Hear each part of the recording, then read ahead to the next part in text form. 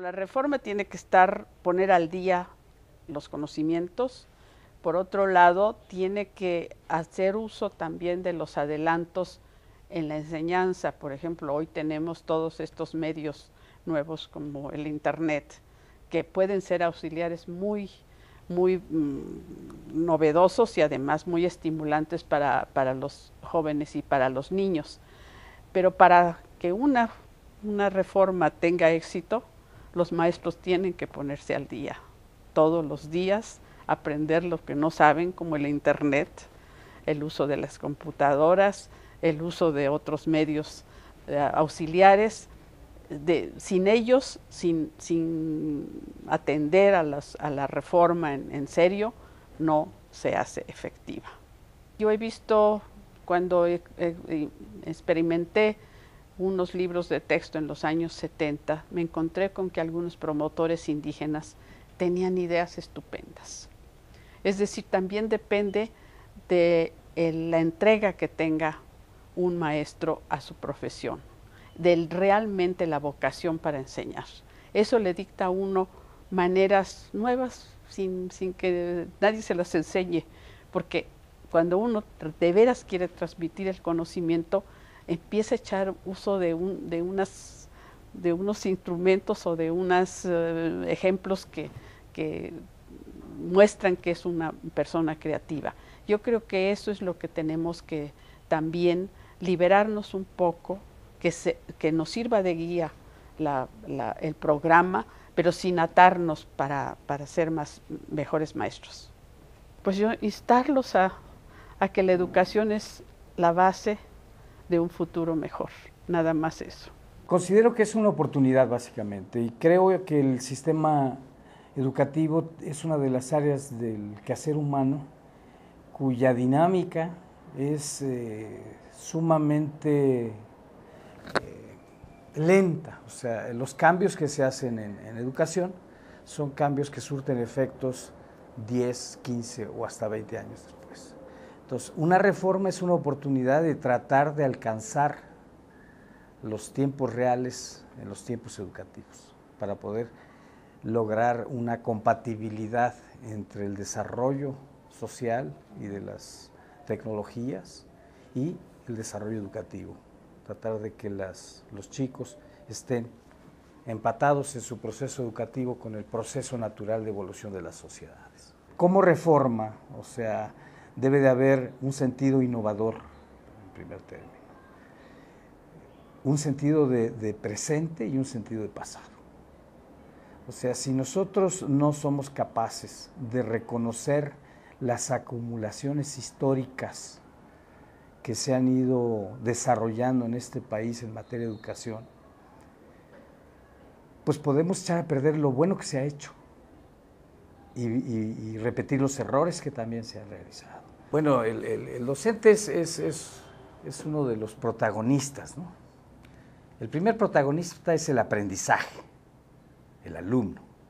El segundo protagonista es la enseñanza, el docente. Estos dos van juntos. Lo que es bien claro es que no podemos quedarnos en la inmovilidad.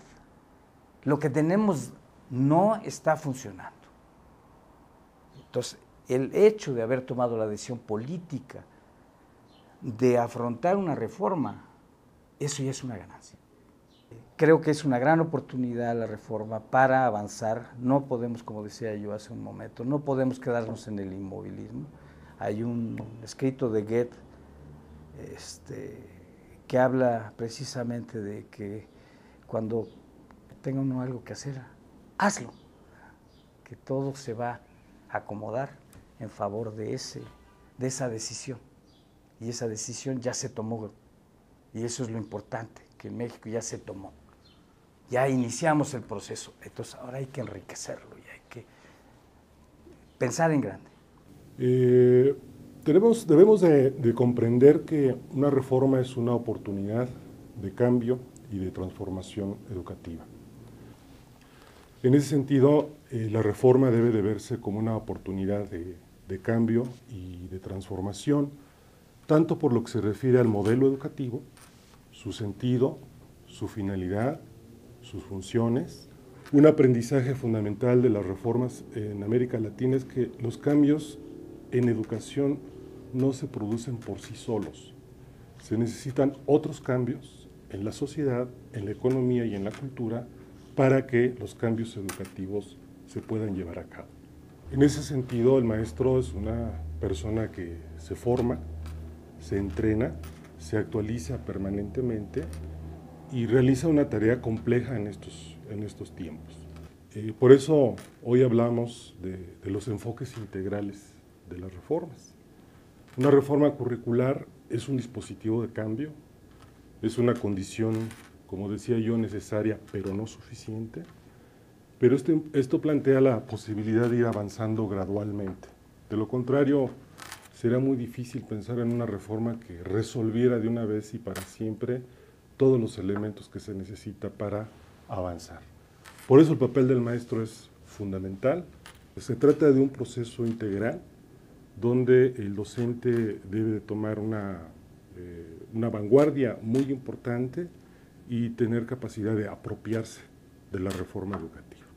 Se trata de una reforma que recupera, creo, adecuadamente la experiencia previa, una experiencia que nuestro país viene impulsando desde por lo menos el inicio de la década de los 90.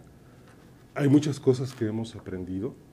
Creo que tenemos la oportunidad de que los maestros desarrollen ese aprendizaje y que a través del papel que juegan y de la tarea que cumplen podamos llevar a buen puerto los objetivos de la reforma, sobre todo en beneficio de la educación de nuestros niños y nuestros adolescentes mexicanos.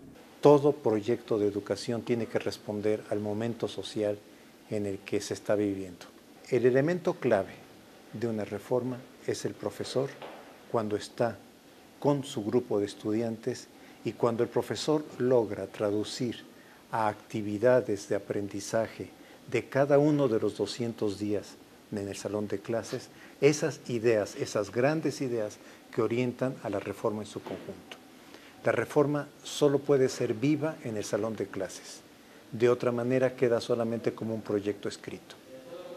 Si un alumno no aprende, el maestro tiene que encontrar por todas las formas que sea posible de despertar el deseo de aprender de ese estudiante. Entonces, yo creo que la responsabilidad del maestro está permanentemente en responder.